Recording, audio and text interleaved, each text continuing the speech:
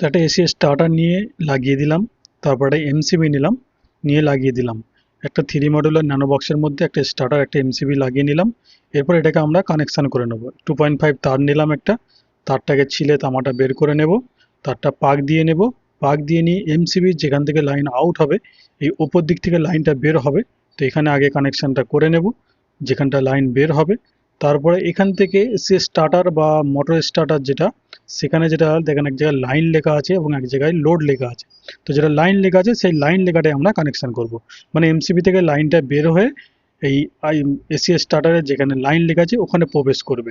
তো আগে সেইখানটা কানেকশানটা করে নিতে হবে। তারপর যেখানে লোড লেখা লেখা আছে সেটা কিন্তু পরে কানেকশান করব। তো আগে আমরা এখানটা কানেকশানটা করে নিলাম। এই দেখেন স্টার্টারটা এখান থেকে লাইন প্রবেশ করে এটা দিয়ে এসে এখানে আসবে, এখান থেকে বের হয়ে যাবে। এবার দেখেন এই যে এমসিবি এবং স্টার্টার, এবার দেখেন লাইনটা যে ইন হবে এমসিবির মধ্যে, এই যে দেখছেন এখানে লাগিয়ে নিচ্ছি, এখান থেকে লাইনটা প্রবেশ করবে এবং যেখান থেকে বের হবে এই দেখেন এখান থেকে বের হয়ে এসির মধ্যে লাইনটা চলে যাবে। মানে যেখানটা লোড লেখা আছে সেখান থেকে কিন্তু লাইনটা বের হবে।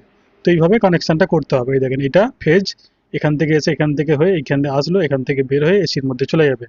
চলুন কমপ্লিট হয়ে গেছে, এবার আমরা বোর্ডটাকে লাগিয়ে কমপ্লিট করে নিলেই তাহলে আমাদের বোর্ডের কাজটা কমপ্লিট হয়ে যাবে। ভিডিওটা কেমন লাগলো অবশ্যই কমেন্টে জানাবেন। ভিডিওটি ভালো লাগলে লাইক শেয়ার এবং কমেন্ট করবেন, চ্যানেলটি সাবস্ক্রাইব করে নেবেন।